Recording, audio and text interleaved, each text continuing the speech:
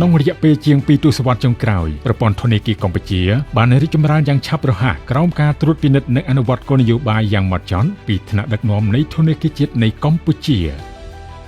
មូលដ្ឋានដ៏រឹងមាំនេះបានរក្សាមកទល់បច្ចុប្បន្ននិងបានបន្តអភិវឌ្ឍកាន់តែប្រសើរថែមទៀត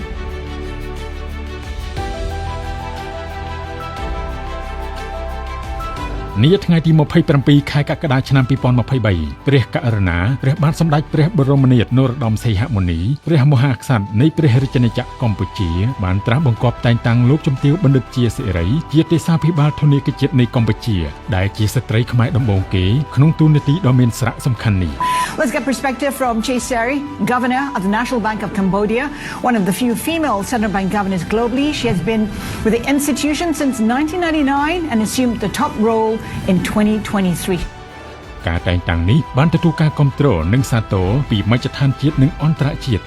ក្នុងរយៈពេលជាង2ឆ្នាំកន្លងមកនេះប្រព័ន្ធធនាគារត្រូវបានបន្តអភិវឌ្ឍកាន់តែទំនើបនិងសម្រេចបានសមិទ្ធផលលេចធ្លោជាច្រើន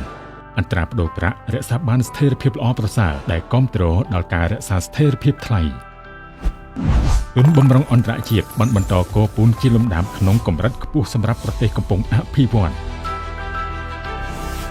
ទ្រព្យសកម្មប្រព័ន្ធធនាគារបានកើនឡើងទំនុកចិត្តសាធារណជនក៏ដូចជាវិនិយោគិនត្រូវបានពង្រឹងយ៉ាងរឹងមាំប្រព័ន្ធធនាគារមានភាពធន់និងបានរួមចំណែកក្នុងការអនុវត្តគោលនយោបាយរបស់រាជរដ្ឋាភិបាលក្នុងការគាំទ្រកំណើនសេដ្ឋកិច្ចកាត់បន្ថយភាពក្រីក្រជាពិសេសអំណោយផលដល់ការលើកស្ទួយជីវភាពរស់នៅរបស់ប្រជាជន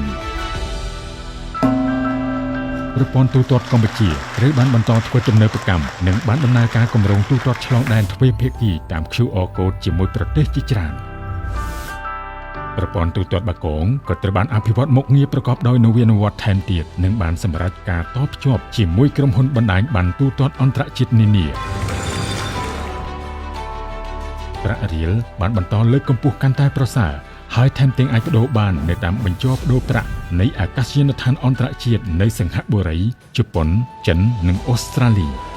ប្រព័ន្ធចែករំលែកព័ត៌មានឥណទានត្រូវបានពង្រីកវិសាលភាពដោយបន្ថែមការគ្របដណ្ដប់ដល់ទិន្នន័យសំខាន់ៗដែលពង្រឹងការការពារហានិភ័យនិងគាំពារការផ្ដល់ឥណទានប្រព័ន្ធធនាគារបានចូលរួមយ៉ាងសកម្មប្រឆាំងការសម្អាតប្រាក់និងហិរញ្ញប្បទានភេរវកម្មគាំទ្រដល់ការការពារនូវសុចរិតភាពតម្លាភាពនិងស្ថិរភាពនៃប្រព័ន្ធហិរញ្ញវត្ថុ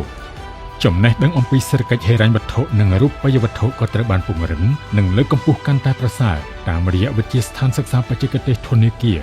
សារមន្ទីរសេដ្ឋកិច្ចនិងរូបិយវត្ថុព្រះស្រីអេសានវរ្ម័ននិងយុទ្ធនាការនានា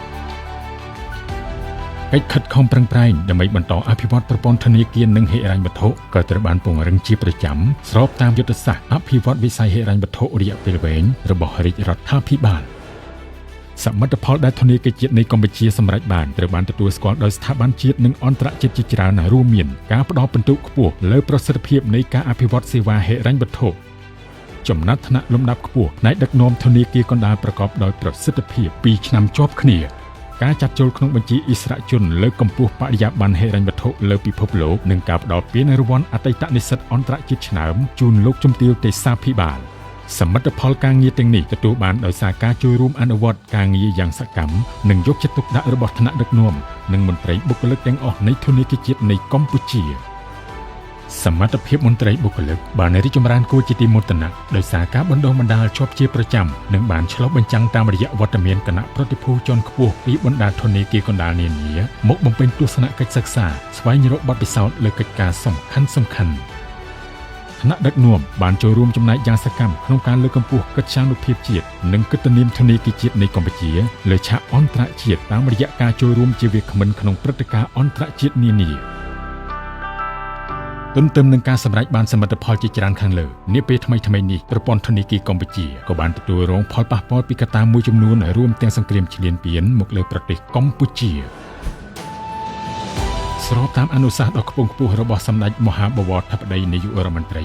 ធនាគារជាតិនៃកម្ពុជាបានដាក់ចេញវិធានការអនុគ្រោះមួយចំនួនសម្រាប់អតិថិជនទូទៅជនភៀសសឹកពលករត្រឡប់មកពីប្រទេសថៃនិងយោធិនដែលធ្វើប្រតិបត្តិការដោយផ្ទាល់ក្នុងសមរភូមិប្រយុទ្ធព្រមទាំងណែនាំឲ្យគ្រឹះស្ថានធនាគារនិងហិរញ្ញវត្ថុលុបចោលឥណទានចំពោះយោធិនពិការនិងយោធិនពលីក្នុងសមរភូមិក្នុងស្មារតីសាមគ្គីភាពជាតិខ្មែរ ថ្នាក់ដឹកនាំនិងមន្ត្រីបុគ្គលិកទាំងអស់បានចូលរួមយ៉ាងសកម្មជាមួយរាជរដ្ឋាភិបាលក្នុងកិច្ចការសង្គមនិងមនុស្សធម៌ដើម្បីរួមគ្នាជាធ្លុងមួយក្នុងបុព្វហេតុជាតិមាតុភូមិ